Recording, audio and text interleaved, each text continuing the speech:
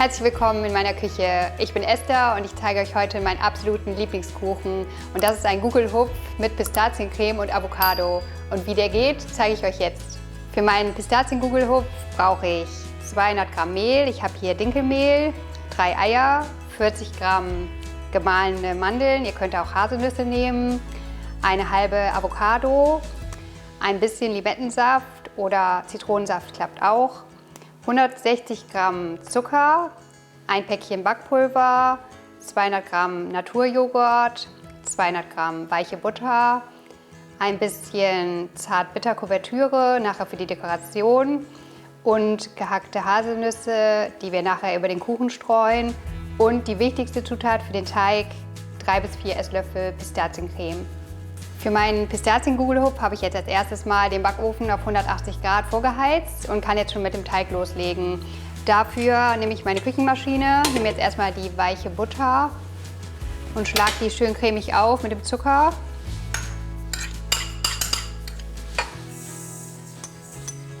Und dann kann ich schon die einzelnen Eier nach und nach dazu geben.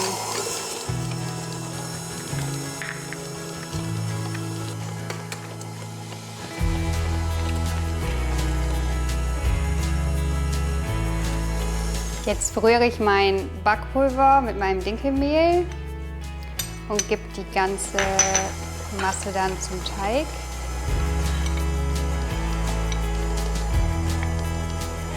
So, jetzt kommt mein Joghurt rein, 200 Gramm Naturjoghurt und noch so einen Schuss Limettensaft. Ihr könnt aber auch Zitrone nehmen. Jetzt kommen noch meine gemahlenen Mandeln dazu. Ihr könnt auch Haselnüsse nehmen.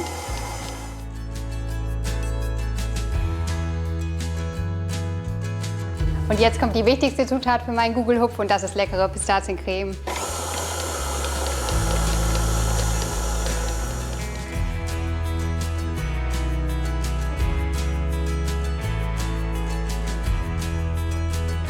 Mein Teig ist jetzt fast fertig. Ich habe jetzt hier noch eine halbe Avocado. Avocado und Pistazie passen einfach perfekt zusammen. Die zerdrücke ich jetzt noch mal ein bisschen. Die gibt zum einen eine richtig schöne grüne Farbe und zum anderen sorgt sie dafür, dass der Teig noch mal richtig schön samtig und geschmeidig wird und nachher beim Essen wird der Kuchen richtig schön saftig. Und jetzt kann sie auch in den Teig.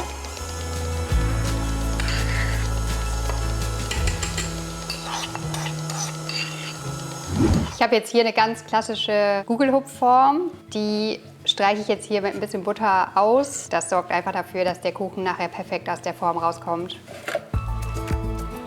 Schön gleichmäßig verteilen. Man sieht schon die schöne grüne Farbe. Hier sieht man schon mal schön die Stücke noch von der Avocado. Die Pistaziencreme, die machen den Teig richtig, richtig schön grün. Man sieht auch noch mal ein bisschen die kleinen gemahlenen Mandeln. Ich streiche den jetzt hier schön glatt, damit er auch perfekt aufgeht. So, der Kuchen ist fertig und wandert jetzt in den Ofen. 180 Grad für 60 Minuten ungefähr.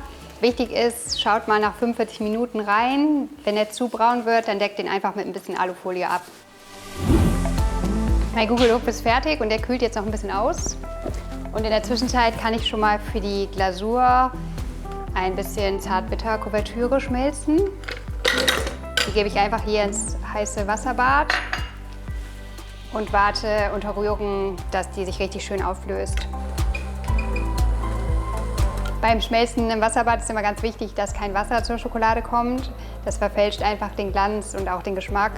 Nutzt am besten eine Kuvertüre mit sehr hohem Kakaoanteil. Das sorgt nochmal für eine richtig schöne Farbe und im Geschmack ist das einfach eine perfekte Ergänzung zu der Pistazie. Mein Gugelhupf ist jetzt ein bisschen abgekühlt und ich kann ihn jetzt stürzen. Dafür nehme ich einfach meine Platte und der sieht schon gut aus.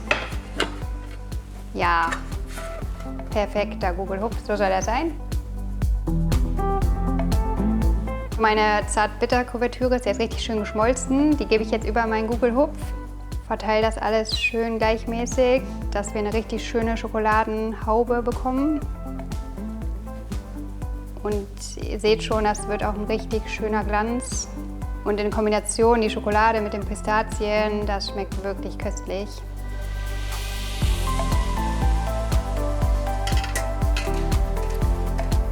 verteile die jetzt hier nochmal, dass wirklich alles vom Kuchen bedeckt ist. Und dann dekoriere ich mit ein paar gehackten Pistazien. Ich habe einmal so ein paar gesalzene und einmal ganz neutrale. Ich finde, die Kombination schmeckt einfach am besten. Ihr könnt aber natürlich auch nur eine Variante nehmen.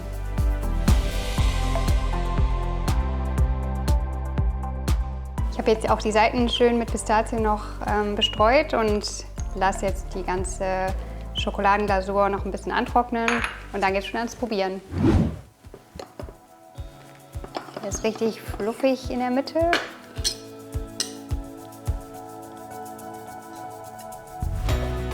Da seht ihr schon die schöne grüne Farbe. Ich genieße meinen Gugelhupf am liebsten mit einem Klecks frischer Sahne. Und jetzt kann ich auch endlich probieren. Der schmeckt richtig lecker, saftig, locker, so wie ein Gugelhupf sein sollte. Backt zu Hause einfach mal nach und testet den Gugelhupf.